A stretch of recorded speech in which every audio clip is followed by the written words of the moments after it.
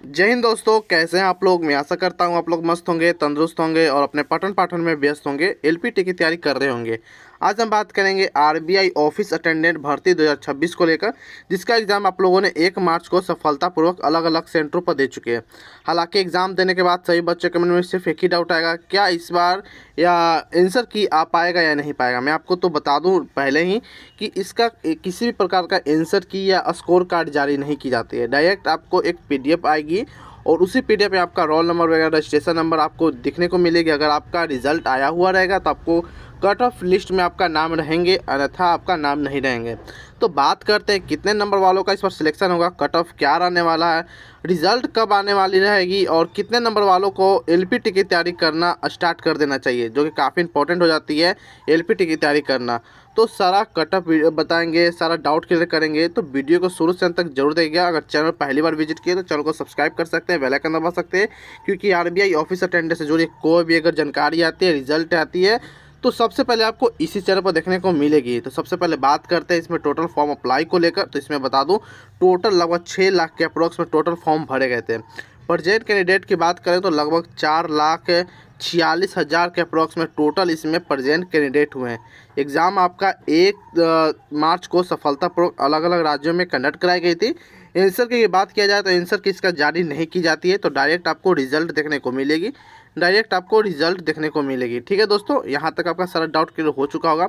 चलिए बात करते हैं एग्ज़ाम डिफ़िकल्टी लेवल को लेकर। तो एग्ज़ाम आपका रीजनिंग एबिलिटी की बात करेंगे तो मॉडरेट प्रश्न आपसे पूछा गया था। न्यूमेरिकल एबिलिटी की बात किया जाए तो मॉडरेट टू हार्ड था, और इंग्लिश लैंग्वेज मॉडरेट और जनरल नॉलेज हार्ड आपसे पूछा गया था। यह सभी का अलग अलग हो सकता है, लेकिन जो एवरेज बच्चे का रिव्यू देखने को मिला है ये यही था। क्योंकि बहुत से ऐसे रहता है जो रीजनिंग में अच्छे खासे होते हैं लेकिन इंग्लिश में कमज़ोर होते हैं। कोई ऐसे भी बच्चे होते हैं जो इंग्लिश में अच्छे होते हैं, स्ट्रॉन्ग होता है सब्जेक्ट, लेकिन रीजनिंग में वो वीक होते हैं। तो सभी का ओपिनियन अलग अलग इसमें हो सकता है, इसमें दो राय लेने की कोई ज़रूरत नहीं है। चलिए बात करते हैं कैटेगरी वाइज वैकेंसी क्या थी। तो मैं सबसे पहले आपको बता दूं, इसमें टोटल वैकेंसी बता दूं तो टोटल वैकेंसी इसमें 572 इसमें टोटल वैकेंसी थी। हाँ जी हाँ दोस्तों, 572 इसमें टोटल वैकेंसी थी। जनरल के 293 और एससी के 85, एसटी 58, ओबीसी के 71, ईडब्ल्यूएस के 51 और पीडब्ल्यूडी 39, एक सर्विसमैन 105 थी। यानी कि टोटल बात किया जाए तो 572 टोटल वैकेंसी थी और कैटेगरी वाइज कुछ इस प्रकार से आपकी वैकेंसी निकाली गई थी। चलिए यहाँ तक आपका सारा डाउट क्लियर हो चुका होगा। तो आप अगर देखना चाहते हैं डिटेल में किस जो में कौन सा राज्य में कितना वैकेंसी आई हुई थी, किस कैटेगरी में कितना वैकेंसी थी, तो यहाँ भी आपका सारा विवरण दिया गया है, टेबल दिया गया है। तो आप यहाँ भी चेक कर सकते हो वीडियो पॉज करके। ठीक है, चलिए बात करते हैं आगे एग्जाम पैटर्न को लेकर। तो एग्जाम पैटर्न आपका रीजनिंग 30 नंबर के पूछे गए थे, जो कि 30 क्वेश्चन थे, और इंग्लिश भी 30 क्वेश्चन थे 30 मार्क्स के, यानी कि एक क्वेश्चन के लिए 1 मार्क्स निर्धारित थी। जनरल अवेयरनेस की बात किया जाए तो 30 क्वेश्चन 30 मार्क्स की।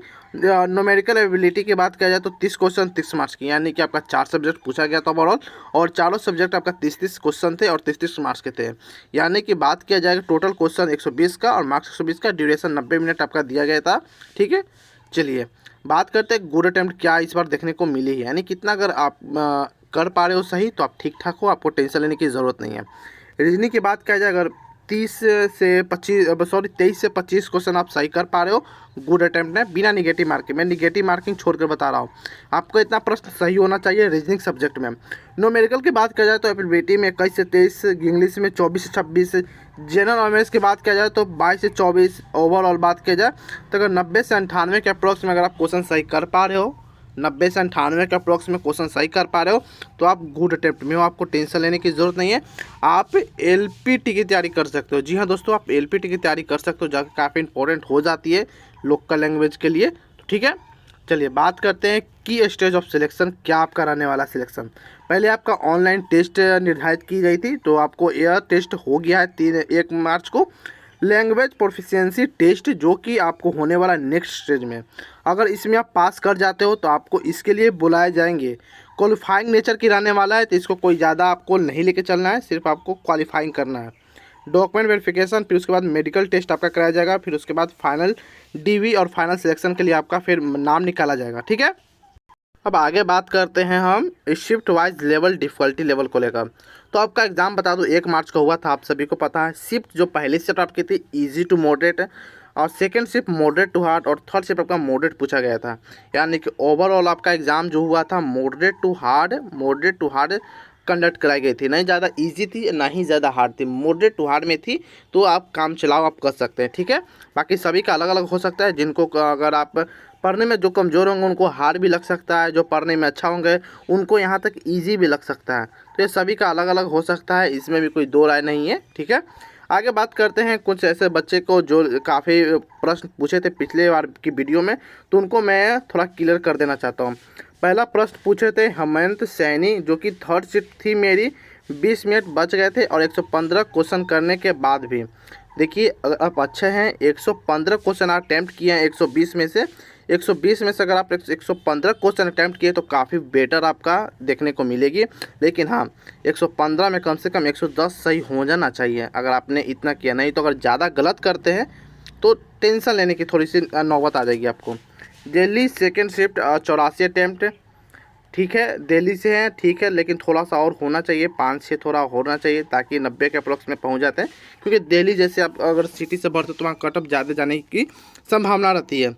चलिए बात करते हैं दिल्ली यूआर 95 अटैम्प्ट, 2-3 रॉन्ग होंगे। बाकी देखिए अगर 95 अटैम्प्ट किए हो तो 2-3 रॉन्ग होंगे तो 90 के अप्रोक्स में लेके चलिए। 90 के अप्रोक्स में अगर आप लेके चलते हैं तो फिर भी वहाँ का कट ऑफ क्लियर करने का चांस आपको बनता है।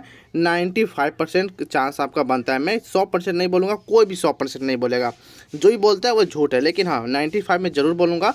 बाकी बात करते हैं, एक क्वेश्चन है state Bihar shift 3 attempt math इतना और ओवरऑल 119 यानी कि 120 में 119। देखिए अगर आपने इतना अटैम्प्ट किया है तो आप समझ जाइए गलत भी होने का चांस है। तो टेंशन नहीं, एक्यूरेसी 92 है तो ठीक है। लेकिन आपका अगर इतना अगर सही हो जाता है तो आपका 110% है चांस। 110 इसलिए बोल रहा हूँ क्योंकि उनका ओवरऑल 119 आप बोल रहे हैं तो ठीक ठाक है। चलिए आगे बात करते हैं एक्सपेक्टेड कट ऑफ क्या रहने वाला है, जो कि काफ़ी इंपॉर्टेंट हो जाती है। तो मैं आपको बता दूं अगर जनरल से या यूआर से हैं तो 88 से 90 अगर आप क्वेश्चन सही कर पा रहे हो तो टेंशन लेने की ज़रूरत नहीं है। आप एलपीटी की तैयारी कर सकते हो। एलपीटी के लिए आपको टैग वीडियो के टैग में आपको बुक देखने को मिल जाएगा, वहाँ से परचेज कर और अच्छा से आप तैयारी करिए। बाकी बात करते हैं ओबीसी को लेकर तो 85 से 88, ईडब्ल्यूएस 82 से 83, एससी 78 से 80 और एसटी 75 से 78 का क्वेश्चन सही कर पा रहे हो तो टेंशन लेने की जरूरत नहीं है। आप एलपीटी की तैयारी करना स्टार्ट कर सकते हो क्योंकि काफ़ी इंपॉर्टेंट हो जाती है लॉजिकल प्रोफिशिएंसी टेस्ट को लेकर, जो कि काफ़ी इंपॉर्टेंट है। अगर इसमें आप डिसक्वालीफाई हो जाओगे या आप क्वालिफाई नहीं करोगे क्योंकि यह क्वालिफाइंग नेचर की होती है, इसमें 1-2 नंबर कम आएगी तब कहानी खत्म हो जाएगी। इसमें कोई कट ऑफ ज़्यादा नहीं जाने वाली है, किसी भी प्रकार कोई मेरिट नहीं बनने वाली है, सिर्फ आपको क्वालिफाई करना है तो आपको इसके अच्छे से पढ़ना पड़ेगा, ठीक है। चलिए बात करते हैं अब रिजल्ट को लेकर, जो काफ़ी बच्चे इंतजार करें कि रिजल्ट कब आएगा। रिजल्ट की जहाँ तक बात है कि 12 मार्च को देखने को मिलेगी आपको रिजल्ट, 12 मार्च को, या किसी अगर टेक्निकल इश्यू हो जाती है तो एक डेट आगे एक्सटेंड कर दी जा सकती है, लेकिन 12 मार्च तक आपको देखने को मिल जाएगी रिजल्ट। बाकी यहाँ तक आपका सारा डाउट क्लियर हो चुका होगा। फिर भी कोई डाउट बचा है तो आप कमेंट कर सकते हो, वहाँ जवाब आपका विदिन सेकेंड पहुंचाया जाएगा। बाकी और इन्फॉर्मेटिव वीडियो के लिए आप हमारे चैनल को सब्सक्राइब कर सकते हो, बेल आइकन दबा सकते हो, क्योंकि ऑफिस अटेंडेंस से जुड़ी कोई भी अगर जानकारी आती है, रिजल्ट आती है तो सबसे पहले आपको इसी चैनल पर देखने को मिलेगी। तो फिर मिलते हैं कोई और अनदर इन्फॉर्मेटिव वीडियो में, तब तक के लिए जय हिंद जय भारत दोस्तों।